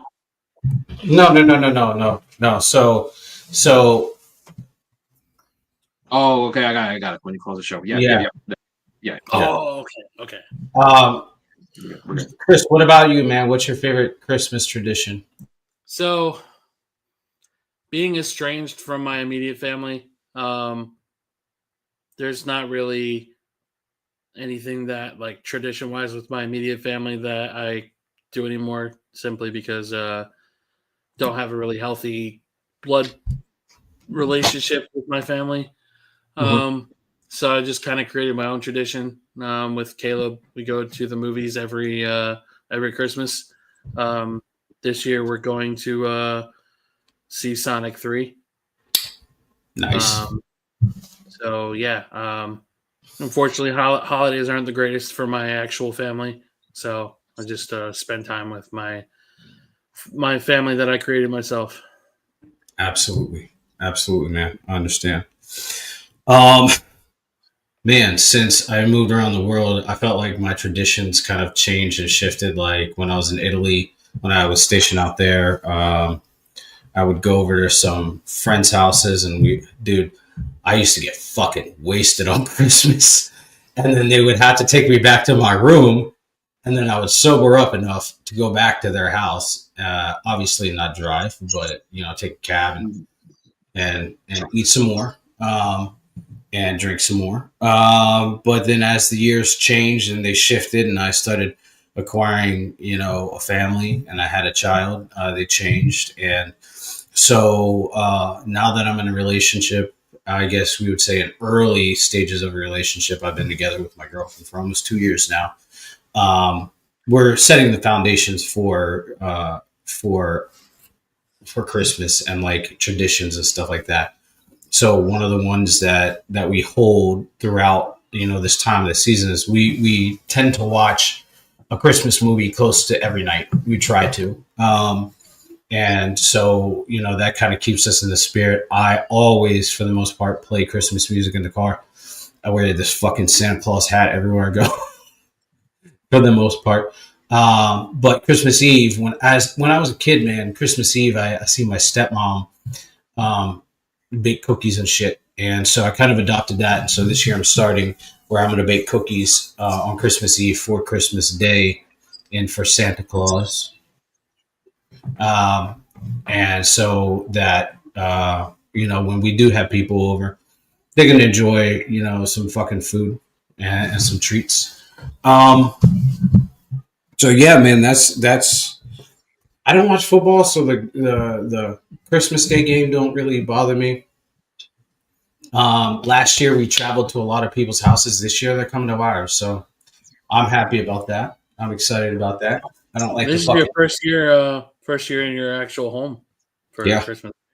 Yeah, Nice. this is my first year in my own home, so I'm like super happy about that. What if you had to say your culmination of things? What was your favorite gift that you guys ever received around Christmas time? So this is a little personal for me. Mhm. So for those who don't know, I actually had an older brother who passed away in 2019 due to cancer. But every year he would always get me a video game, and it's something we connected with all the time, even as kids. So we had an 8 year difference. So it's be hard to connect with somebody who's 8 years your age in this case. Yeah. But in this case here, my brother took it upon himself to basically be like a best friend to me. And one of those reasons was a video game. And so, like, even when he had a kid, we would play this game Borderlands. We would play this. We would play it on PlayStation, and then luckily we both have headphones. He would have his kid on his chest, but the kid's asleep. But we're just playing, and then we're just trying to be quiet, and while we have headphones on and trying to play and all that. So at least we had that connection and all. But every year he would go and get me a game. I usually wouldn't tell him what to get me. He would just surprise me with a game. So it didn't matter what. But then I loved the fact that the tradition stays alive because my cousin of mine, who's like a little sister to me, she wanted to keep that tradition alive. So every year she now asks me what kind of game I want. So I have a lot of games, but it's like, what else am I gonna get? So I would literally look up what I don't have, and then I just let her know, and then we do a gift exchange. So me and her, she gets me a video game, and I get her because she's still into vinyl records. So I get her a vinyl record of her choice, and then we just exchange it when we see each other. So yeah, I think that's probably the best gift I can get is just because it's very sentimental to me because it's tribute to my brother. Well, no, thank you, man. Thanks for sharing that, Mm-hmm. Chris. What you got, brother? I'd say video games were always something I grew up with. It was an escape from all the turmoil of my life, and from a very young age. So I'd probably say the best gift that I ever got as a kid was probably my PlayStation 2. I spent so much time playing that console, probably through a solid 3-4 years on that console. And then as an adult, I think one of the best gifts I ever got was from Caleb. He got me, that collectible Venom statue that came with Spider-Man 2. Yeah, That has Miles and Spider-Man. He gave me that statue for Christmas last year. that's awesome. Yeah, it That was is one of awesome. the best presents I've ever gotten. I would say for me, when I was younger, a teenager, I was really into BMX, and like I wanted a bike. I didn't have a bike, and my dad went and got me and my brother bikes, kind of matching bikes, the same bikes but different colors. And so like I was really fucking happy about that. I rode that bike until the fucking chain on that motherfucker, man. And then as an adult, 2012 or 2013, my daughter's mother surprised me, and she had my best friend come and stay with us. He drove 8 hours to come and hang out with us. That's awesome. Very nice. Yeah, yeah, and so and that's my best friend from high school. Him and I are still best friends. It's fucking over 20 years, which is odd because I don't have friends that long. Mm-hmm. So he's one of those childhood friends that I still keep. I'm the godfather of his daughter. I'm going to his daughter's sweet 16 in January. So yeah, it's pretty crazy, man. Yeah. What is your favorite Christmas food, dude? Of all of them, like it could be a treat, it could be like a snack, it could be like a piece of a meal. What is yours?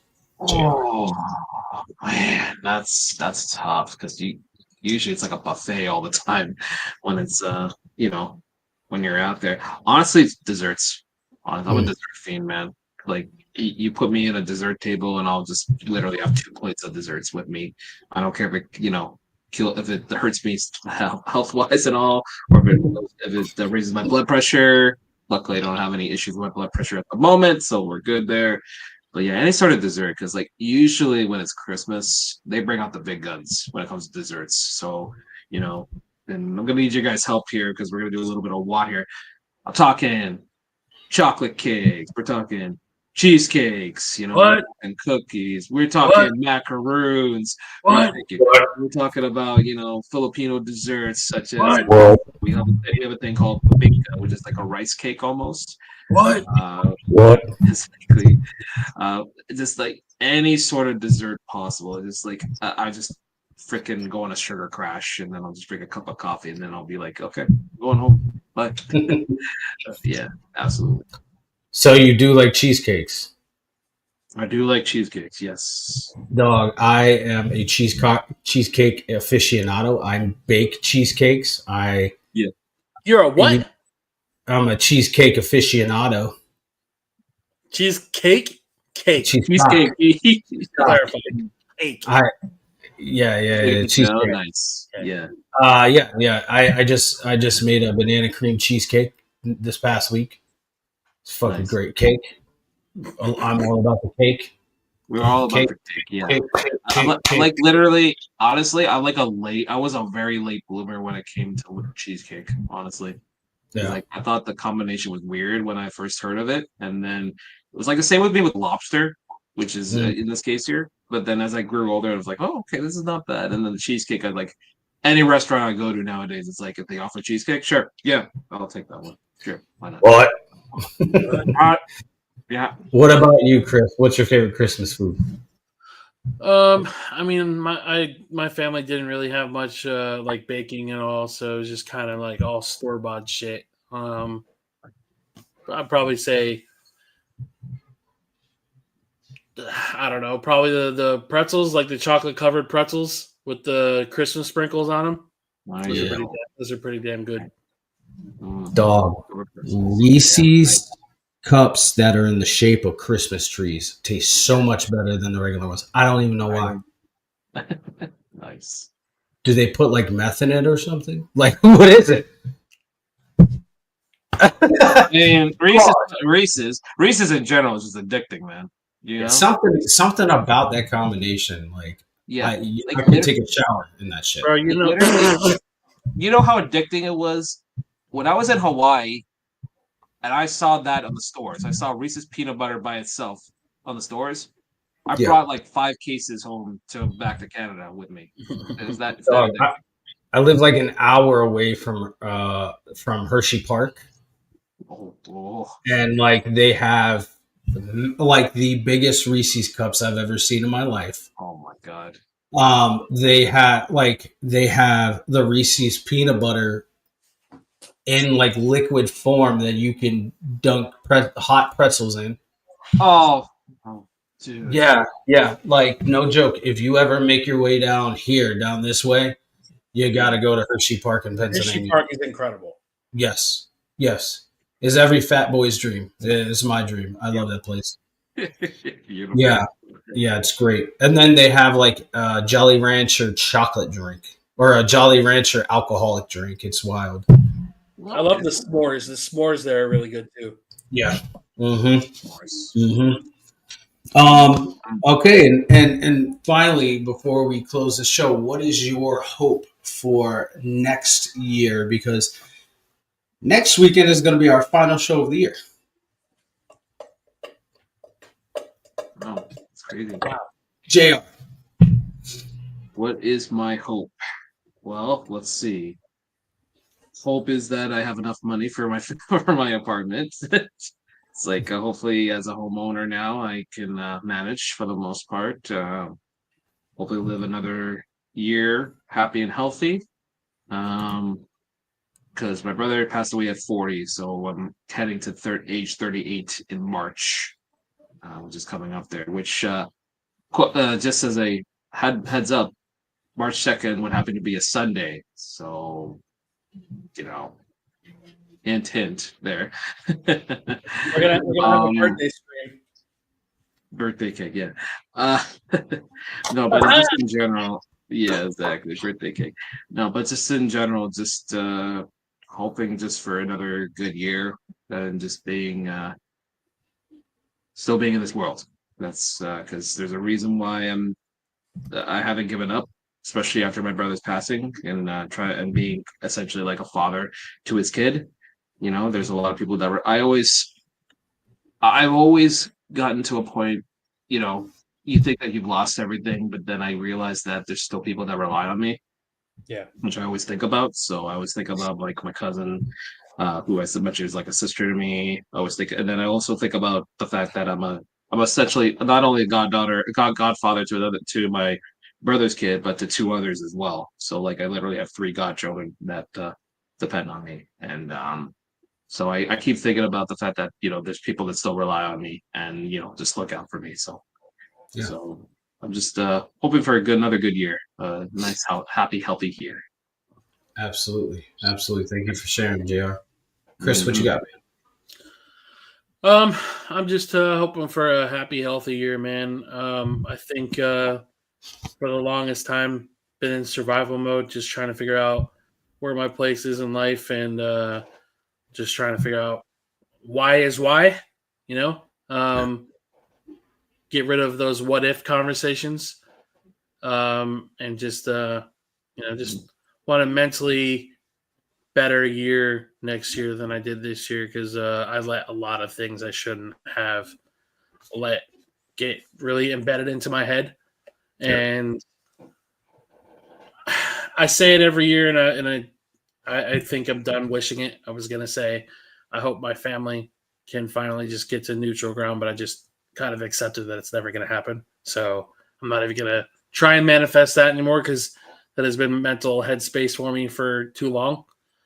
But yeah, man, just a happy, healthy 2025, man. It's these last couple of years have just been kicking the shit out of so many of us, and I'm just ready to breathe again. Yeah, absolutely. I agree.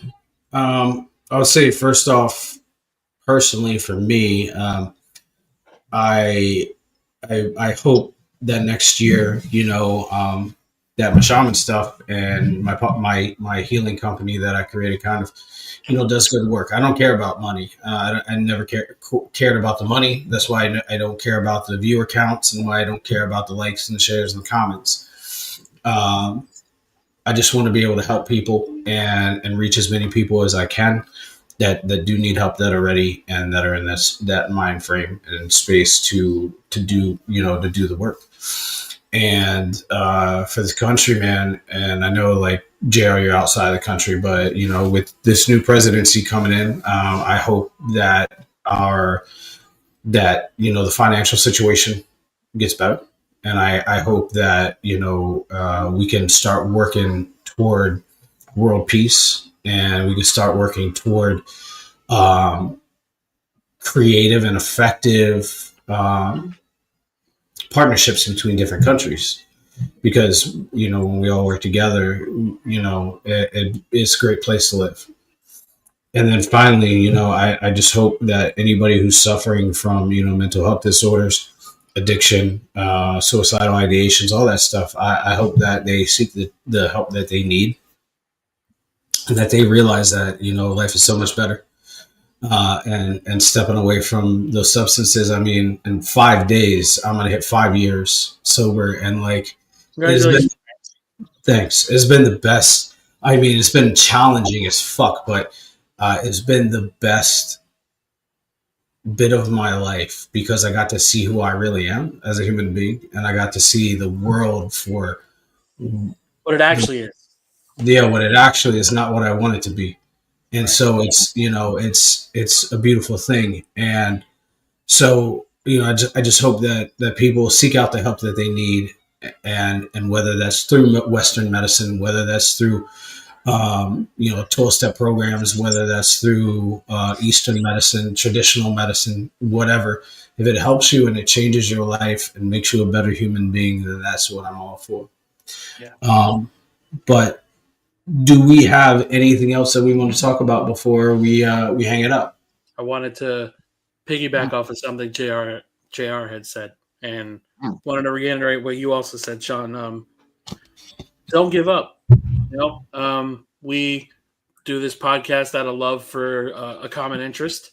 It's a means of escape for all of us, and we're all very passionate about what we talk about every week. And it's find something you love, find something that you care about enough to do stuff like this. It doesn't have to be a podcast. You could just go to a park and meet up with a friend and have conversations with it every week or something.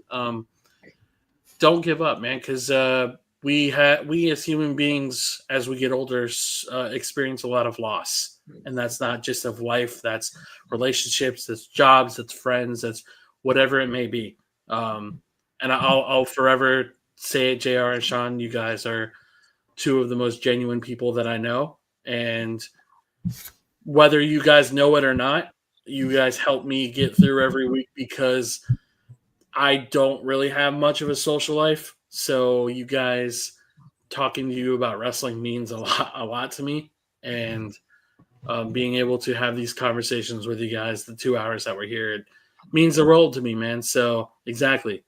So I appreciate both of you guys, and don't give up. There's so much to live for. There's so much to love for, and if there's a good example of three people that are healthy minded enough to have civil conversations and have passionate arguments about things that we all love, anything's possible, man. You just don't give up and try your best every day. Absolutely. I agree. Yeah, I mean, my social life regularly expands to me turning on my Xbox. So I get it, man. And this, so I definitely agree with you and understand. So with that, from the Firefly Funhouse, from Chris and I and JR, we want to wish you a Merry Christmas, and we'll see you next year. Well, next week we'll see that. All right, y'all. I love you. Be good. Deuces.